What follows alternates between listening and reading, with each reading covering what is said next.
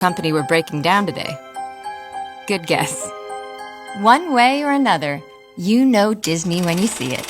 Why is Disney having financial difficulties? It's no secret that Disney has underperformed the market during the course of the last 10 years, regardless of the time period. The epidemic accelerated the company's shift from linear TV to streaming, which has been difficult.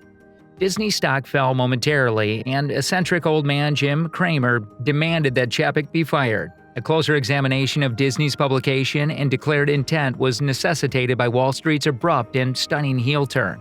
Disney's flagship business, streaming media, earned $4.9 billion in the latest quarter. Disney did, however, write off $1.474 billion in losses associated with its several streaming services. In other words, the corporation made $4.9 billion in revenue but had to spend almost $6.4 billion to get there, which is bad business strategy. Disney also lost around $500 million a month on streaming in the last quarter of its fiscal year 2022. Disney recorded write-downs of $4 billion due to the streaming media throughout the fiscal year. Surprisingly enough, though, that is not unusual. Disney has predicted that it will lose the most money in fiscal 2022 and stay in the red in fiscal 2023 as it continues its transformation into a digital enterprise. Chapek and Christine McCarthy, his CFO, have determined that the first year that services such as Disney+, Hulu+, and ESPN+ will generate a net profit will be in fiscal 2024. When that period of time arrives and the loss appears on the balance sheet, everyone becomes alarmed and displays shock. This is precisely what transpired. According to a recent rumor, Disney is expected to become the first studio to fail due to unheard-of financial difficulties. Investors are concerned that the massive entertainment corporation, which recently turned 100, is beginning to show its age. Almost every aspect of the company's operations is currently struggling. Its park division is seeing fewer and fewer visitors this year. Its streaming platform is still losing money, and its box office results are getting worse. In order to rebuild the brand, the Walt Disney Company is being compelled to take some drastic steps. Analysts counter that some operational damages are simply too severe. They claim that Disney is lagging behind its main rivals and that bankruptcy is a real possibility. Results for the third quarter indicated that, at least thus far, the turnaround plan had not stopped the hemorrhage. Disney's adjusted earnings fell 9% year-over-year during the last 3 months due to lower enterprise and expenditures and losses in its streaming division. Currently, investors are calling Disney Plus a money pit. Producing content and competing with Netflix and HBO comes at a very high cost. Disney is now running its streaming service at a loss because, despite boosting subscription pricing, the company still doesn't make enough money to pay the production cost. Disney's direct-to-consumer division, which includes Disney+, suffered an operational loss of $512 million according to the company's most recent report. The segment lost an outstanding $1.1 billion in the last 12 months. Demand for cooling is also having an effect on Disney's most profitable venture. Disney parks are seeing a sharp decline in attendance.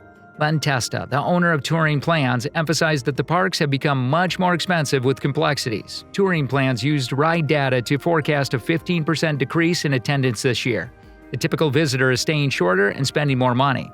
Journalist and writer for Medium.com, Christopher Cornish, believes that the decline of Disney theme park business is an indication of a far bigger issue. Cornish stated, "It looks like we're watching the downfall of a titan in the entertainment business into something far less dominant. Studio productions make up the second largest division of the Wall Street company, but stockholders and fans alike are observing a deterioration in the caliber of the product, with scores of new releases posting dismal box office performance. Disney might very well become the first studio to fail in the face of catastrophic box office results." Prominent figures in Hollywood, such as Steven Spielberg, have expressed concern about the film industry's impending demise as expenses continue to rise. The persistent strike by actors and writers have already caused numerous films scheduled for release in 2024 to be postponed. Disney Studios may have lost as much as $2 million a month as a result of the production delays, according to Variety. The entertainment company is expected to suffer even greater financial losses as long as the strikes last. A recession will make 2024 even less promising and increase the dangers the company is already experiencing. Too much needs to be corrected, and there's not enough time until something goes wrong. Sadly, Disney may be nearing its demise at this point. We ought to closely monitor what transpires next, since the worst is probably still to come. The stock is below where it was before the pandemic, even if the overall market has increased significantly since then. Despite the stock market boom during the first half of the year, shares are currently trading close to their 52-week lows. It's no secret that Disney has underperformed the market during the course of the last 10 years, regardless of the time period. The epidemic accelerated the company's shift from linear TV to streaming, which has been difficult. Disney may be most renowned for its theme parks and family-friendly entertainment products, but it also owns ABC, ESPN, and a number of other cable networks as a result of its 2019 acquisition of Fox Entertainment Business, a deal that is beginning to seem like a bad idea. CEO Bob Iger took a leave of absence in early 2020 and came back to lead the company to get back on track. However, his efforts, which included restructuring, cost reductions, and layoffs, has not been very successful thus far. Just last week, Iger shocked the market once again by stating to CNBC that Disney's traditional TV networks may not be core to Disney, opening the door for the company to sell off assets like ABC. Regarding ESPN, Iger stated that the corporation might look to sell an ownership position to enter into a joint venture with a strategic partner in order to expand its sports media empire. By acquiring Pixar, Marvel, and Lucasfilm, Star Wars, a hit list of properties rich in intellectual property that has paid off handsomely for Disney. Disney's streaming division is expected to have lost around $800 million in the most recent quarters, and streaming economics have been dreadful so far almost everywhere. It's thought that streaming is costing Disney, its more established competitors like Warner Brothers, Discovery, Paramount Global, and Comcast, as well as the tech giants like Apple and Amazon, money. Even the streaming industry pioneer Netflix, despite its success, spent billions of dollars a year for years trying to grow its membership base to over 200 million users so that it could start making money. However, there are other issues than the streaming industry's lack of profitability.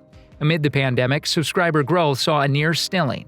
Disney's most recent quarter saw a 300,000 decline in North Americans' Disney Plus subscribers, partly attributed to price increases. Meanwhile, the core Disney Plus subscriber base, which does not include the Hotstar tie-up in India, rose by just 1%, or 600,000 to 104.9 million, while ESPN Plus members increased by a small 2%, or 400,000 to 25.3 million. Hulu's growth was static. Similar mediocre growth figures have been reported by Netflix and its competitors. That is the dilemma that Iger is attempting to resolve. A company that experiences significant losses and no growth is doomed to failure. Warren Buffett's one pearl of wisdom explains why even the most reputable head in Hollywood might not be able to handle the situation. The emergence of streaming has completely destroyed Hollywood.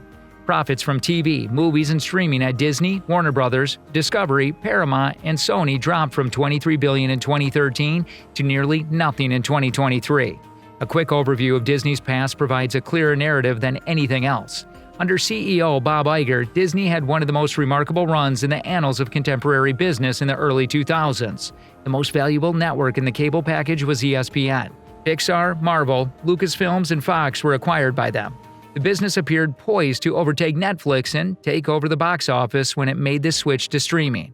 However, Disney stock is now trading at a 9-year low. Operating margins have decreased by 75%. $4 billion was lost by Disney Plus in 2018. That's all for today, and if you like this video, give it a thumbs up. Make sure to subscribe to our channel and hit the bell icon to receive notifications. Also, express your feelings in the comment section below. Until next time, see ya!